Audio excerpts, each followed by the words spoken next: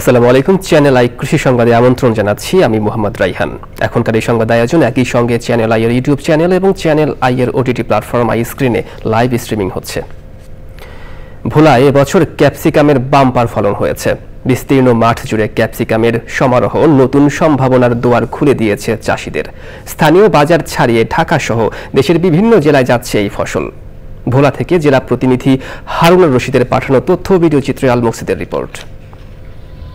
কয়েক বছরে ভোলার বিভিন্ন চরে, বিশেষ করে মাঝের চর, মদনপুর এবং ইলশা ইউনিয়নের চরাঞ্চলে ক্যাপসিকামের আবাদ শুরু হয়েছে। এবছর আবহাওয়া অনুকূলে থাকায় এবং সঠিক পরিচর্যার কারণে ভালো ফলন হয়েছে। চরের উর্বর মাটিতে ক্যাপসিকামের এমন উৎপাদন দেখে কৃষকদের মধ্যে নতুন উদ্যমের সৃষ্টি হয়েছে।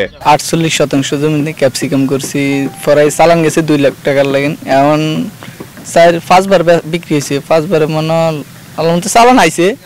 এখন বাকিটা এখন সামনের দিকে যা আসে আলহামদুলিল্লাহ লাভবানের সংখ্যা ভালো। চরের মনে করেন যে আগে তো পানি কাজে ডুবে যেত, আল্লাহর রহমতে এবার পানি কাজে হয় না। পানি কাজে না হওয়াতে আমাকে গৃহস্থী ভালো চালাই দিলে। আমাদের ভোলার ক্যাপসিকামটা চট্টগ্রাম বা বিভিন্ন জায়গা, ঢাকা, কারণ বাজার, শ্যামবাজার, যাত্রাবাড়ি, এগুলো আমরা বিক্রি করি।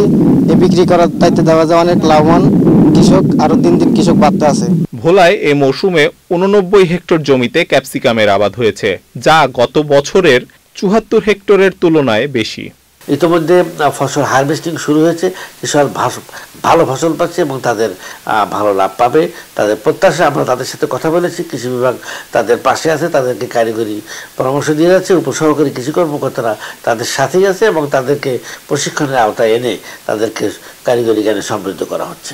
শুধু কৃষকের জীবিকাই নয়, এ ফসল ভোলার অর্থনৈতিক ভিত্তি মজবুত করতে গুরুত্বপূর্ণ ভূমিকা রাখবে বলছে কৃষি বিভাগ। আল মুকসিদ, চ্যানেল আই। বগুড়ার শেরপুরে মালচিং পদ্ধতিতে টমেটো চাষ করে তাক লাগিয়ে দিয়েছেন কৃষি উদ্যোক্তা হায়দার আলী। তার সাফল্য দেখে টমেটো চাষে আগ্রহী হয়ে উঠেছেন স্থানীয় অনেকে। কৃষি বিভাগ বলছে এই উপজেলার মাটি ও আবহাওয়া কৃষি আবাদের জন্য উপযোগী। বগুড়া প্রতিনিধি রৌফ জালালের তথ্য ভিডিও চিত্রে রাজীব আহমেদের রিপোর্ট।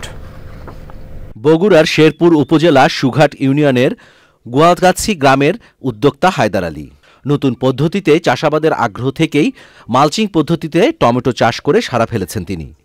বাজারে অন্য টমেটোর তুলনায় এই টমেটোর চাহিদার সাথে দামও বেশি। এখানে এত পরিমাণ টমেটো ধরছে লিচুর মতো, এটা দেখার জন্যই আমরা আসলে আসছি।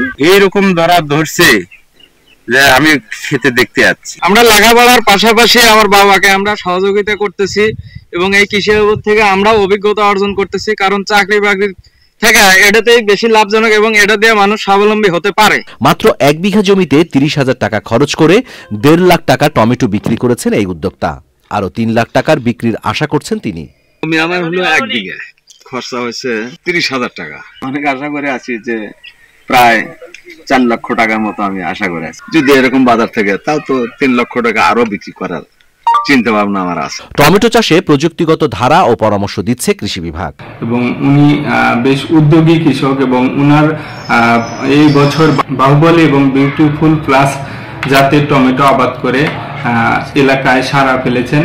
উনার 1 বিঘা জমিতে যে টমেটো আছেন, এলাকার লোকজন এতই উদ্বুদ্ধ হয়েছেন এবং সবাই সকাল বিকাল পরিদর্শন করছে। কাজেই আমরা কৃষি সম্প্রসারণ অধিদপ্তরের সকল কর্মকর্তা এবং কর্মচারীরা প্রতিনিয়ত কৃষকদের সবজি আবাদের জন্য উদ্বুদ্ধ করছি। কৃষি বিভাগ থেকে আরো সহায়তা ও পরামর্শ পেলে এমন অনেক উদ্যোক্তা তৈরি হবে বলছেন সংশ্লিষ্টরা। Rajib Ahmed, channel I. গাইবান্ধার গোবিন্দগঞ্জে পোল্ট্রি শিল্প বিকাশে খামারিদের প্রশিক্ষণ কর্মশালা হয়েছে। উপজেলার বোয়ালিয়ায় আস্থা এগ্রো ফার্মের উদ্যোগে কর্মশালার উদ্বোধন করেন গাইবান্ধা যুব উন্নয়নের অধিদপ্তরের উপপরিচালক মোহাম্মদ মাহফুজুর রহমান। ক্ষুদ্র প্রান্তিক খামারিদের প্রশিক্ষণ প্রদান করেন আস্থা এগ্রো ফার্মের পরিচালক মোহাম্মদ সোহেল নওরোজ। অংশগ্রহণকারীদের হাঁস মুরগি সঠিক নিয়মে পালন ও খাদ্য উপকরণ বিষয়ে ধারণা দেওয়া হয়। প্রশিক্ষণে উপজেলার বিভিন্ন এলাকা থেকে আসা খামারি ও উদ্যোক্তারা অংশ নেয়।